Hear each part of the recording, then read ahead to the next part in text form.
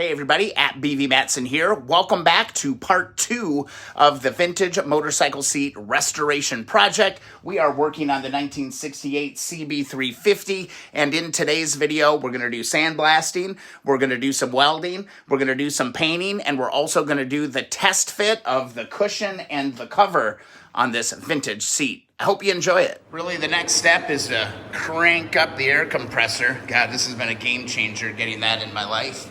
And then I'm just gonna do some quick sandblasting. I've got all my safety gear here. I've got a visor, I've got big long gloves, I've got a mask. I'm wearing a hooded sweatshirt, long sleeves. And basically, time to sandblast this, get this as clean as possible. Got my fine grit over there. I'm gonna try I've got a couple different guns that I'm gonna try to get through this with. But yeah, we gotta get that thing clean. All right, everything seems to be going pretty smooth. I'm breaking through it pretty quick, actually. Little ways to go. Tough to film sandblasting. Not taking too long, probably gonna take me about a half hour. And there we go, about 30 minutes with fine coal slag sandblasting. Got it pretty good. There's some tough spots that I'll probably go back in and hit with the wire wheel just a little bit, but this is a seat pan. It don't have to be perfect. I'm gonna go ahead and select my paints, and I'll be sure to use a rust preventative or a rust neutralizing paint on this. This should be good to go. One part that I did make sure I cleaned up really, really well was where these cracks are. Actually gonna have a buddy of mine tack this together for me on both sides.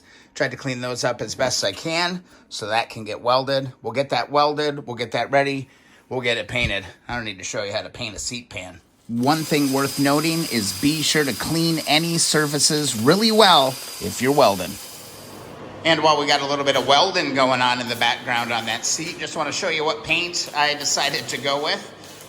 From Ace Hardware, it's a rust stop, no primer required, prevents rust and corrosion, direct on metal, no primer needed, dries in 30 minutes. Got a nice satin black. We should be good once we get things welded up. Once it's welded up, it's time to lay down some paint. You know I love laying down paint. Seat pan doesn't have to be perfect, right? But the bottom side, the visible side, when you tip the seat up, we do want that to look pretty clean. So, yeah, once we got the paint on, it was game on. All right, back at it. We got the pan all painted up, and we did the best we could welding up these little cracks. Came out okay. Stuff was pretty thin, kind of blew through, but got it done. Now we can start to focus on the actual cover and the cushion. So the next little step is doing a test fit. All right, and in order to do this, we're going to just flip this bad boy over because this is where things are going to get installed. I'm going to grab my cover, and I'm going to grab my cushion. All right, I'm going to lay this on here. Make sure you got the front is the front and the front is the back. Easiest way to tell the front, basically you're going to have a whole bunch of different bendies up front here to get that front lip, and on the back is kind of where you'll see that hinge mount. Right off the bat, it's pretty darn good. Again, I think the only part I'm going to have a real problem with is this slight little angle here on this back side. But you can see here over on the side, this is going to drop down just perfectly, and it's already cut out for where that strap is going to go. And we've got the padding that'll come all the way down. It actually fits perfectly. I'm not sure if there was really a difference in these seat foams from year to year or not. I think that one I had was just super dehydrated, flattened out, and it kind of misled me a little bit as far as what's going on the front edge. Look at that. That is going to be perfect. That'll roll right down into those connections. I feel really good about it. Let's go ahead and do a quick test fit. I'm going to move this all right into position. I mean, this is actually perfect. It feels perfect. It sits on there just perfectly. I say perfect enough. And we're going to take our thin end. We're going to go around the front. And we're going to pull this one back over the back. And again, we're just going to do a quick little test fit, just to make sure that we can get it. This stuff is actually pretty forgiving.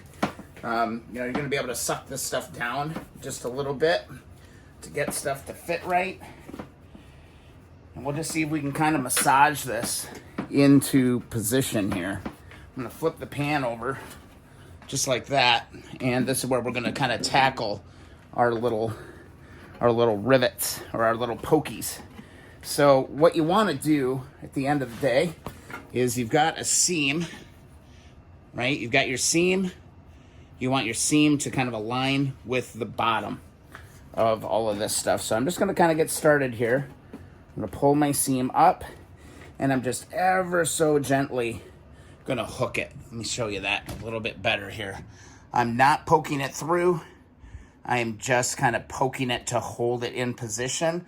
And the goal is to get that seam running all the way nice and even along this bottom edge.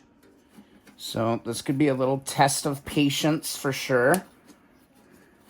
But I'm just going to start kind of from one end and just start positioning the material.